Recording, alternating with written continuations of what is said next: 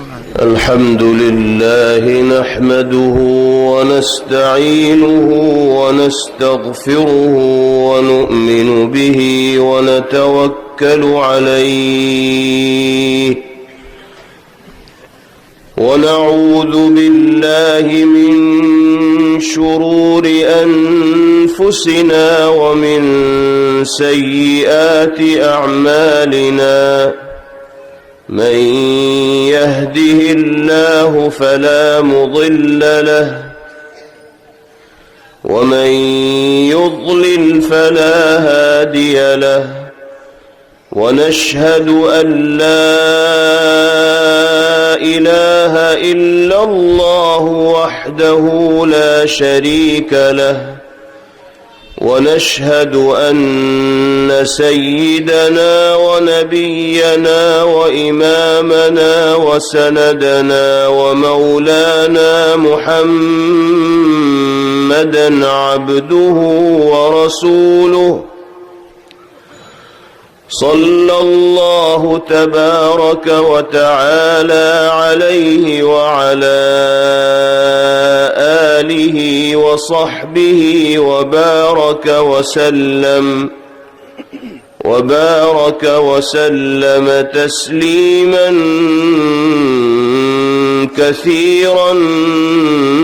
كثيرا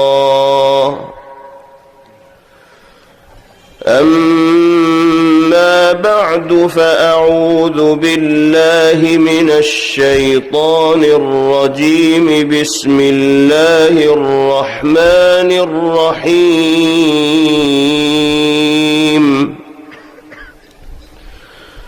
يا أيها الذين آمنوا اتقوا الله وابتغوا إليه الوسيلة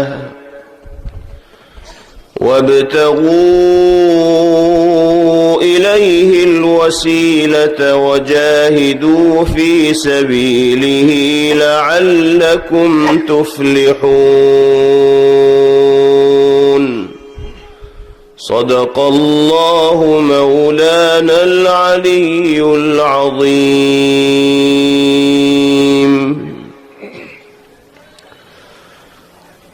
حضرت صدر محترم اور اسٹیج پر تشریف فرما قابل احترام حضرات علماء کرام، میرے محترم بزرگوں، بھائیوں، نوجوان ساتھیوں اور پردے کے پیچھے تشریف فرما میری محترم مائیں اور بہنیں، اس دنیا میں آنے والا ہر انسان کامیابی، عزت، نیک نامی اور سربلندی حاصل کرنا چاہتا ہے، دنیاوی اعتبار سے بھی اور اخروی اعتبار سے بھی۔ اللہ رب العزت والجلال نے قرآن مقدس کی اس آیت میں جو ابھی آپ کے سامنے تلاوت کی گئی، کامیابی اور کامرانی کو حاصل کرنے کے لیے 3 صفات کو اختیار کرنے کی ہدایت دی ہے، اور بہت صاف اور واضح انداز میں یہ ارشاد فرمایا گیا ہے کہ جس انسان کی زندگی میں وہ 3 خوبیاں اور کمالات پائے جائیں گے، دنیا میں بھی وہ کامیاب ہوگا اور آخرت میں بھی نجات اس کا مقدر بنے گی، جنت کا وہ مستحق قرار دیا جائے گا۔ پہلی ہدایت اللہ رب العزت والجلال کی جانب سے کی جا رہی ہے، یا ایھا الذین آمنوا اتقوا اللہ، اے ایمان والو، اگر کامیابی اور عزت چاہتے ہو تو سب سے پہلی شرط یہ ہے کہ اپنے دل میں مالک کا خوف اور خشیت پیدا کرو، اللہ سے ڈرنے والے بنو۔ اپنی زبان سے کوئی کلمہ اور جملہ ادا کرنے سے پہلے ایک لمحے کے لیے یہ سوچ لو کہ مجھے اللہ کی بارگاہ میں اس جملے کے بارے میں جواب دہ ہونا پڑے گا۔ اپنی آنکھوں سے کسی کو دیکھنے سے پہلے ایک لمحے کے لیے یہ سوچ لو کہ میں اپنی آنکھوں کو جن جن چیزوں کو دیکھنے میں استعمال کروں گا، اللہ کی بارگاہ میں مجھے اس کا بھی جواب دینا پڑے گا۔ صحیح چیزیں دیکھوں گا تو آسانی سے جواب دے پاؤں گا، اور غلط استعمال کروں گا تو بارگاہ الہی میں ندامت و شرمندگی کا سامنا کرنا پڑے۔ تقوی کا مطلب یہی ہے کہ انسان ہر قدم اللہ رب العزت والجلال کی مرضی اور منشا کو پیش نظر رکھ کر اٹھانے والا۔ قرآن مقدس میں اللہ تعالی نے جگہ جگہ دنیا میں بسنے والے انسانوں کو تقوی کی صفت سے متصف ہونے کی اور مالک کے خوف اور ڈر کو اپنے دل کے اندر پیدا کرنے کی تلقین کی۔ ایک جگہ ارشاد فرمایا گیا، یا ایھا الذین آمنوا اتقوا اللہ حق تقاتہ ولا تموتن الا وانتم مسلمون۔ اے ایمان والو، اللہ سے ایسے ڈرنے والے بنو جیسے اس سے ڈرنے کا حق ہے۔ روایات میں آتا ہے کہ جب یہ آیت کریمہ نازل ہوئی تو صحابہ کرام رضوان اللہ علیہم اجمعین کو بڑی تشویش ہوئی، فکر میں اور سوچ میں وہ مبتلا ہو گئے کہ باری تعالیٰ کی اس ہدایت پر عمل کیسے ہوگا، اللہ سے ڈرنے کا حق ہم کیسے ادا کر پائیں گے۔ ایک تو یہ ہے کہ انسان اپنی استطاعت اور حیثیت کے بقدر جتنا ڈر سکتا ہے اللہ سے اتنا ڈرے، یہ تو انسان کے بس میں ہے، لیکن اللہ فرما رہے ہیں کہ مجھ سے ایسا ڈرو جیسے ڈرنے کا حق ہے۔ تو صحابہ کرام رضوان اللہ علیہم اجمعین کو تشویش ہوئی کہ ہم حق کیسے ادا کر پائیں گے تقوی کا۔ جناب رسول اللہ صلی اللہ تعالی علیہ وسلم کی خدمت میں حاضر ہو کر صحابہ نے اپنی اس تشویش کا اور فکر کا اظہار کیا۔ قرآن کریم میں اللہ تعالی نے دوسری آیت کریمہ نازل فرمائی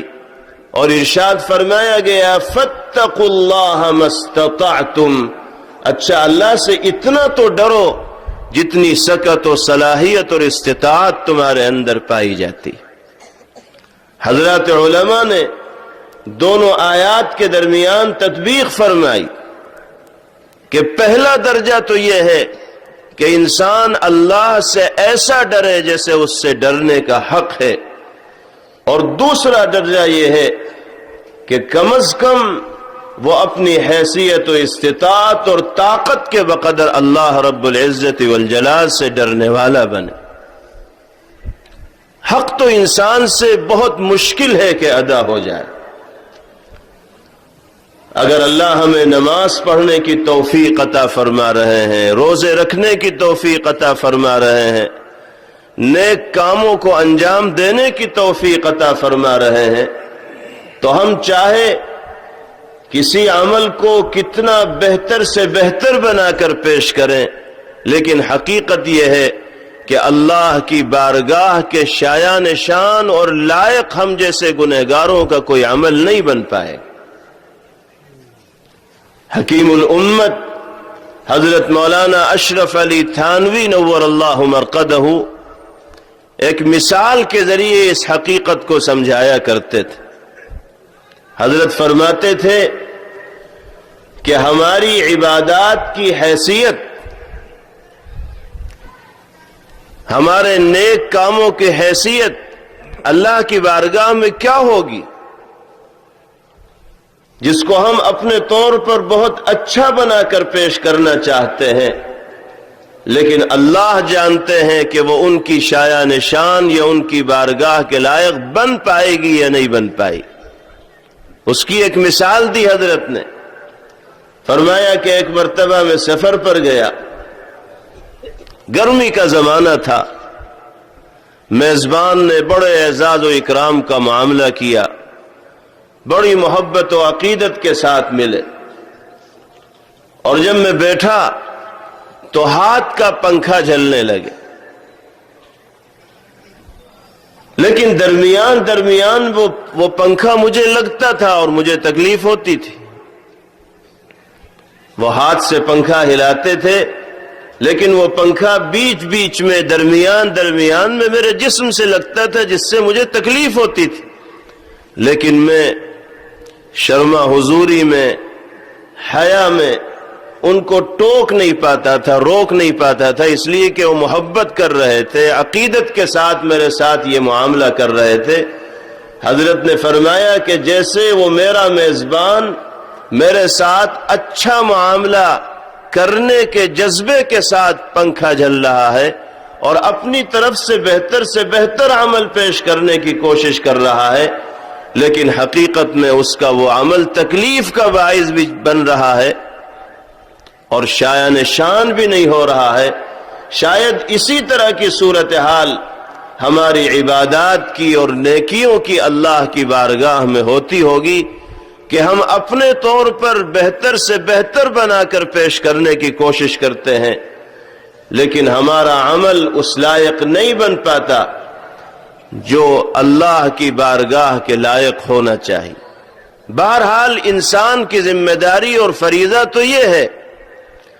کہ جہاں تک ہو سکے وہ اپنی زندگی کے ہر عمل کو اللہ کی مرضی اور منشا کے مطابق اور اس کے خوف اور خشیت کے جذبات کو دل کے اندر زندہ رکھتے ہوئے انجام دے. جب تک تقوی کی اس صفت سے انسان متصف نہیں ہوگا، کامیابی، عزت و سرفرازی اس کا مقدر نہیں بن پائے. یہ پہلی شرط بیان کی گئی. دوسری چیز ارشاد فرمائی جا رہی، یا ایھا الذین آمنوا اتقوا اللہ وابتغوا الیہ الوسیلہ. اے ایمان والو، اللہ سے ڈرنے والے بنو اور مالک تک پہنچنے کے لیے ذرائع کو تلاش کرو، وسیلے کو تلاش کرو، ان راستوں کو تلاش کرو جن پر چل کے اللہ رب العزت والجلال کا قرب تمہیں نصیب ہو سکتا ہے، اللہ کی توجہ اور عنایات کے تم مستحق بن سکتے ہو. حضرات مفسرین رحمہم اللہ فرماتے ہیں کہ وسیلے سے مراد یہاں پر نوافل کی ادائیگی میں اہتمام کرنا ہے. جب انسان کی زندگی میں نوافل کا اہتمام آتا ہے تو باری تعالی کی خصوصی توجہ کا وہ انسان مستحق بنتا ہے. ہم پر اور آپ پر اللہ کے بعض حقوق وہ ہیں تو جو واجبی اور لازمی ہیں، جن کو ہمیں ہر حال میں ادا کرنا ہے.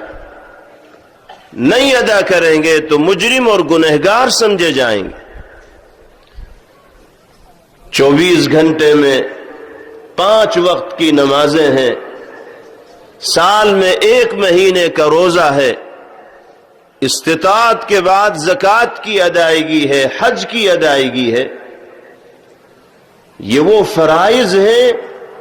جن کو ادا کرنا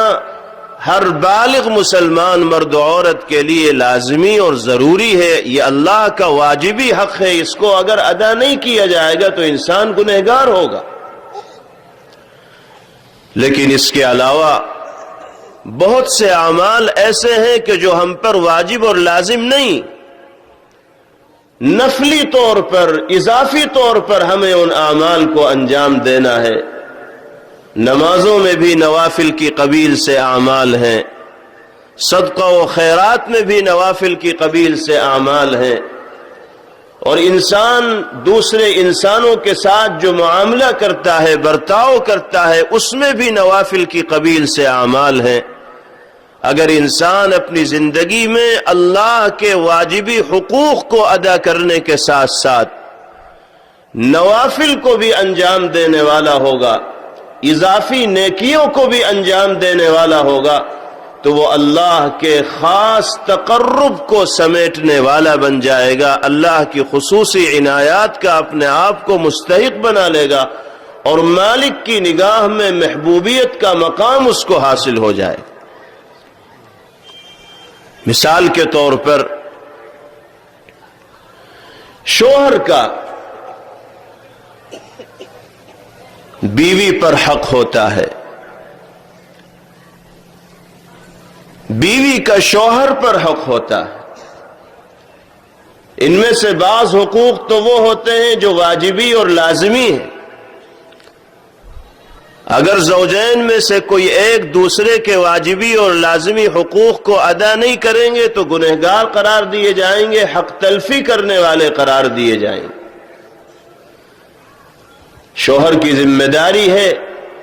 بیوی کے لیے نان نفقے کا انتظام کرنا، ضروریات اس کو مہیا کرنا، لیکن اس کے ساتھ ساتھ اس کے ساتھ اچھا معاملہ کرنا، بہترین برتاؤ کرنا، رواداری اور دلداری کا معاملہ کرنا، یہ وہ اضافی اعمال ہیں کہ جن کو اگر شوہر کی طرف سے انجام دیا جائے گا تو بیوی کے گھر میں، بیوی کے دل میں اس شوہر کی محبت گھر کر جائے گی۔ اگر صرف واجبی حقوق کو شوہر ادا کرتا رہے، لازمی حقوق کو ادا کرتا رہے، اور اضافی اور زائد حقوق کو جو حسن خلق کی قبیل سے ہیں انجام نہ دے، تو ایک شوہر بیوی کی محبت کو حاصل نہیں کر سکتا۔ اسی طرح بیوی اگر شوہر کے صرف واجبی حقوق کو ادا کرتی رہے اور اضافی اور نفلی حقوق کی ادائیگی کی جانب توجہ نہ دے تو وہ اپنے شوہر کی منظور نظر نہیں بن سکتی۔ بالکل اسی طرح اس دنیا میں آنے والا انسان اگر اللہ رب العزت والجلال کے صرف واجبی اور لازمی حقوق کو ادا کرے گا اور نوافل کی ادائیگی کا اہتمام نہیں کرے گا تو وہ اللہ کی خاص عنایت کا اور باری تعالی کی نظر محبت کا مستحق نہیں بن پائے گا۔ قرآن کریم میں اللہ رب العزت والجلال نے اسی جانب انسانیت کو متوجہ کیا ہے کہ مجھ تک پہنچنے کے لیے، میرا قرب حاصل کرنے کے لیے نوافل کو وسیلے اور ذریعے کے طور پر اختیار کرنے والے اور انجام دینے والے بنو۔ حضرات صحابہ کرام رضوان اللہ علیہم اجمعین کی تربیت پیغمبر علیہ السلام نے اسی انداز میں فرمائی تھی،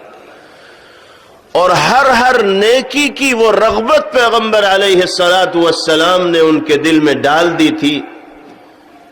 کہ معمولی سا خیر کا کوئی کام اگر ان کے سامنے آ جاتا تھا تو اپنی زندگی کی اولین ترجیحات میں خیر کے اسی کام کو انجام دینا وہ ضروری سمجھا کرتے تھے۔ حضور پاک علیہ السلام کی یہ ہدایت عام تھی کہ لا تحقرن من المعروف شیئا، بھلائی کے کسی کام کو، خیر کے کسی کام کو، دین کے کسی عمل کو، اللہ کو راضی کرنے والے کسی کام کو کبھی بھی حقیر اور معمولی مت سمجھنا، اور چھوٹے سے چھوٹے عمل کو بڑی عظمت و اہمیت اور دلچسپی کے ساتھ انجام دینے والے بننا، یہی چیز صحابہ کرام رضوان اللہ تعالی علیہم اجمعین کی زندگی میں نمایاں ملتی۔